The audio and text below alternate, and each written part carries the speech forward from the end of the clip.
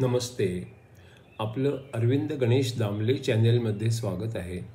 मी अरविंद दामले आपल्यासमोर प्रस्तुत करीत आहे माझ्याच काही मराठीतील कविता. हा आहे ह्या कवितांच्या सत्राचा 398वा भाग. आपल्याला या पसंत पडल्या तर चॅनेलला सबस्क्राईब करा, लाईक करा, शेअर करा आणि बेल आयकॉन दाबायला विसरू नका. तर पहिली मराठीतली कविता आहे. एका मोठ्या संतांनी सांगितलेलेच आहे, कुणी जर फार बडबड करत असेल तर ऐकणाऱ्यांनी शांत बसणे हा एक मोठा गुण आहे. आणि आपलं जर कुणी ऐकतच नसेल तर बोलणाऱ्यांनी शांत बसणे हा त्याहूनही मोठा गुण आहे. आता दुसरी कविता आहे. पदार्थ विज्ञानातला एक नियम आहे की प्रत्येक नियमाला अपवाद असतो.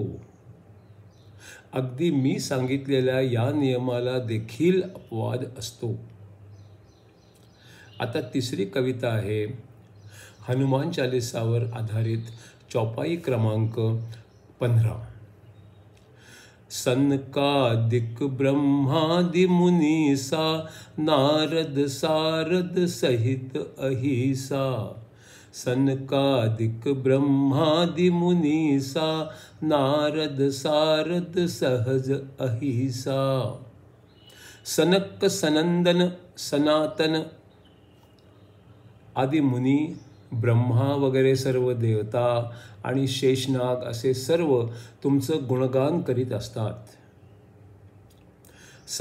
सनक वगैरे सर्व ऋषींचे, ब्रह्मा आणिक संतांचे, शेष नारद सरस्वती आशीर्वाद मिळाले सर्वांचे. संतांचे आशीर्वाद त्याला बाल अवस्थेत होता. संत जे करतील तसा हनुमान करीत होता. यज्ञाचे वेळी हनुमान जवळून बघत होता. सरळ जाऊन मांडीवरती अलगद बसत होता. संतांचे नाराज होणे त्याला ठाऊक नव्हते. संतांना घाबरती सारे, तो घाबरत नव्हता. शक्ती खूप होती पण समजत कमीच होते. शक्तीने आता काय करावे त्याला समजत नव्हते. कधी दाढी ओढीत होता, कधी पायच खेचित होता. कपडे कधी घेऊन त्यांचे झाडावर ठेवित होता. स्नान केल्यानंतरही कधी त्यांना भिजवित होता. कधी थुंकत होता अन पुन्हा स्नान करवित होता. चर्चेच्या वेळी कधी बसत तिथेच होता. या झाडावर त्या झाडावर उड्याही मारित होता. क्रोधित होत होते संत अन प्रेमही करीत होते. हृदयात त्यांच्या वानरही कदाचित राहत होते. तृणबंधू नावाचा एक संत तिथे होता. पुढील दारी भयंकर वाघ तिकडे दिसला होता. मागील दारी गेल्यावर तो चकित झाला होता. एक जंगली हत्ती त्याच्या समोर उभा होता. काय झाले कसे झाले त्याला कळले नव्हते. जंगली प्राणी बघून तो भयभीत झाला होता. खिडकीमधून बघितले तर एक छोटे वानर दिसले. क्रोधित झाला आणि म्हणाला, मज कसे फसविले गेले. जंगली प्राण्यांपासून वानर वाचवायचे होते. असे करायचे तर ते खूपच अवघड काम होते. खरे कळल्यावर वानराला संताने शाप दिला. जे काही स्मरणात त्याच्या विसरून जाईल वदला. या दिवशी हनुमानाने बाहेरील विश्व सोडले. आणिक आत्म्याचे विश्व बघाया त्याने सुरू केले.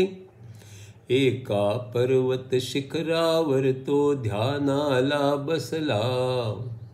ध्यान मोडण्याच्या इच्छेने वाली तिथे आला. वाली तर किष्किंधेचा वीर राजा होता. हनुमान भांडण न करता ध्यानाला बसला होता.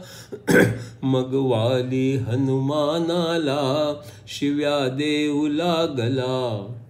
शेवटी हनुमान पण आव्हान स्वीकारू लागला. शेवटी कुस्तीसाठी दिवस उद्याचाच ठरला. साऱ्या लोकांसमोर कुस्ती व्हावी असा ठरला. दुसऱ्या दिवशी ब्रह्माने हनुमानाला सांगितले, तुझी 10% शक्ती वापरावी सांगितले. जास्त वापरली तर वाली मरून जाईल म्हणला. अशाने सारे चुकेल ऐसे ही ब्रह्मा म्हणला. आपला जादूचा हार घालून वाली तेथे आला. समोरच्याची अर्धी शक्ती खेचीत राहिला. हनुमानाची तेवढी शक्ती घेऊ नाही शकला. साऱ्या शिरा फुटतील अशा भीतीने गांगरला. ब्रह्मा स्वतः तिकडे आला. वालीला म्हणाला, सारी शक्ती इथेच सोडून निघून जावदला. थोडे अंतर धावून वाली मूर्छित होऊन पडला. भानावर आला अन त्याला ब्रह्मा समोर दिसला. ब्रह्मा म्हटला, हनुमानाची 10% शक्ती होती. ती पण खूपच जास्त होती. ती शंकराची होती. वालीने सगळ्या देवांपासून शक्ती मिळविली होती. तरी सुद्धा हनुमानाहून खूपच कमी होती. बाल्यावस्थेमध्ये हनुमान वाघांशी खेळत होता. खेळामध्ये दमून वाघ निघून जात होता. एकदा एक शिकारी त्याच्या समोर आला होता. भीती वाटत नाही का त्यास विचारत होता. वाघांच्या पंजांचा हार शिकाऱ्याने घातला होता. तुला शिकविन सारे डाव शिकारी म्हणाला होता. शिकाऱ्यापाशी शिकण्याचे आईबापास आवडत नव्हते. डोळे बंद करताच समोर स्वतः शंकर दिसले होते. अंजनाने फळांनी त्याची पूजा केली होती.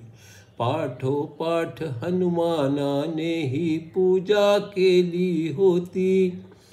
हनुमानाच्या जिभेला अंगठीने शिवाने स्पर्श केला. क्षणात हनुमान प्रार्थनेचे मर्म शिकून गेला. प्रणव मंत्र हनुमानाला कानात शिवाने सांगितला.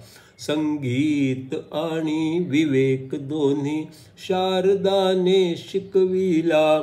हनुमानाचे सर्व काही क्षणात शिकून झाले. नवे संगीत नव्या चाली दोन्ही शिकून झाले. संगीत ऐकून जे चलते सारे स्थिर झाले. जीवनामध्ये निराश ते उत्साही झाले.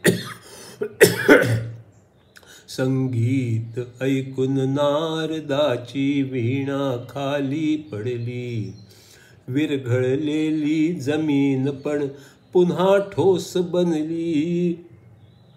पुन्हा गायले तेव्हा शिळा देखील वितळून गेली. अन नारदाची वीणा त्याला पुन्हा मिळून गेली.